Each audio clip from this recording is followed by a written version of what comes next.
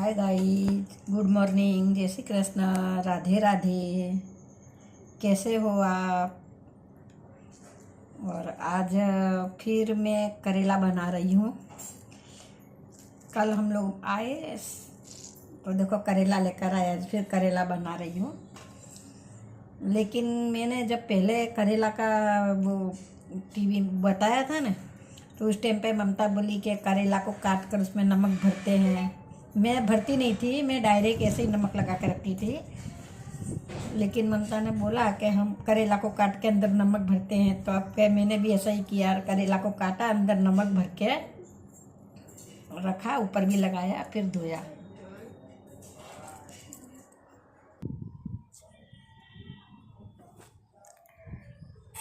कल उस दिन मेरे बहन के वहाँ गए थे, आपने कल भी वीडियो देखी होगी। कल सुबह मेरी बहन के वहाँ से निकल गए, वहाँ से मेरी बुआ के घर पर आए। फिर मेरी बुआ ने मिक्स दाल बनाई थी, रोटी बनाई थी, केले की सब्ज़ी बनाई थी। फिर वहाँ पर मेरी बुआ की लड़की भी आ गई, उसको भी यहीं बुला लिया। हम उसी के वहाँ जाने वाले थे। तो मेरी बुआ की लड़की के वहाँ का एक कुत्ता है, वो कुत्ता क्या सबको काट लेता है, इसके लिए मेरी बुआ की लड़की भी वहीं पर ही आ गई। फिर मेरी बड़ी बुआ भी वहीं पर ही आ गई। फिर कल शाम को तो बरसात बहुत गिरी थी। फिर हम लोग मेरी बुआ के वहाँ से रिटर्न फिर हम हमारे घर पर आ गए। आते आते करेला लेकर आए, टमाटर लेके आए मार्केट से, सब सब्जी लेकर आए। और मैं एक बात, मैं छोटी थी उस टाइम पे, मैं मथुरा में, मम्मी ने, मेरे नाना अकेले थे, कोई था नहीं, तो मम्मी ने मुझे मेरे नाना के पास छोड़ रखा था कि भाई नाना खाना खाएंगे। ऐसे अकेले थे तो मतलब खाना बनाने का कंटाला कर जावे कि कौन खाना बनावे। तो मम्मी ने मुझे मेरे नाना के पास छोड़ रखा था कि भाई नाना के पास रहेगी तो इसको खिलाने के बहाने खुद मतलब खाना खाएंगे, बनाएंगे, मेरे बहाने मतलब छोड़ रखा था कि भाई लड़की के लिए बनाएंगे तो खुद भी खा लेंगे। फिर अब मैं मेरे नाना के वहाँ रहती थी, तो वहाँ मेरी एक मौसी रहती थी, वैसे ही कुटुंब की मौसी थी, पड़ोस में रहती थी।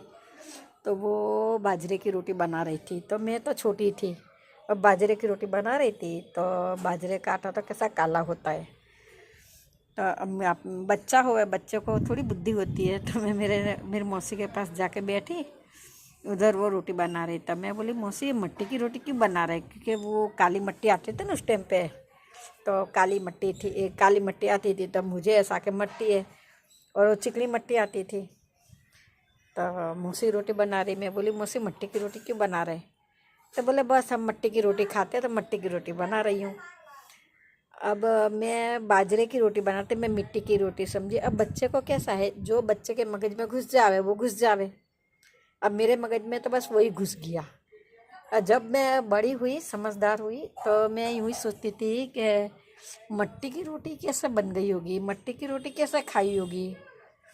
और इतना सोचती थी, इतना सोचती थी। जब मेरे को याद आवे, जब मैं सोचती रहती थी कि मट्टी की रोटी कैसे बनी, मट्टी की रोटी कैसे खाई होगी। मेरी शादी हो गई ना, वहाँ तक भी मेरे मगज में यही विचार आते थे कि मट्टी की रोटी कैसे बनी होगी, मिट्टी की। फिर पण इतनी बुद्धि मेरी भी नहीं दौड़ी कि जब बाजरे की रोटी बनती थी कि भाई ये बाजरे का आटा काला होता है, इसकी रोटी काली बनती है, वो मेरे मगज में ही नहीं होता था। बस वो मगज एक ही दिशा में चलता था कि मिट्टी की रोटी मेरी मौसी ने कैसे बनाया। अब मेरी मौसी भी मर गई। अब सोचते सोचते फिर मुझे रियलाइज़ हुआ, थोड़ा यूँ लगा कि नहीं, मिट्टी की रोटी नहीं, मिट्टी तो कोई कैसे खा सकता है। फिर मुझे ऐसा लगा कि मिट्टी की रोटी नहीं, वो बाजरे की ही रोटी बना रही थी, पर काली थी। तब मैंने पूछ लिया कि मिट्टी की रोटी उन्होंने भी कैसे बना रहे मिट्टी की रोटी। उन्होंने भी बोल दिया हाँ मिट्टी की रोटी बना रही हूँ।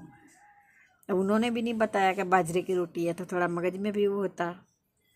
ये ऐसा है बचपन, अभी तक मुझे याद आता है तो मैं अभी भी हंसती हूँ। उनकी दो लड़की थी, एक का नाम था सुशीला, एक का नाम था मंजू। मंजू थी वो मेरी उम्र की थी, मेरी सहेली थी। अब हम अहमदाबाद आ गए, हमारी यहाँ शादी हो गई। उसकी भी शादी जयपुर हुई है, लेकिन हमको मालूम भी नहीं था कि उसकी शादी जयपुर हुई है। अब मगज में तो आता था कि मंजू थी, कैसी होएगी, क्या है, कहाँ होएगी। याद तो उसकी भी बहुत आती थी, बचपन में साथ में खेलते थे।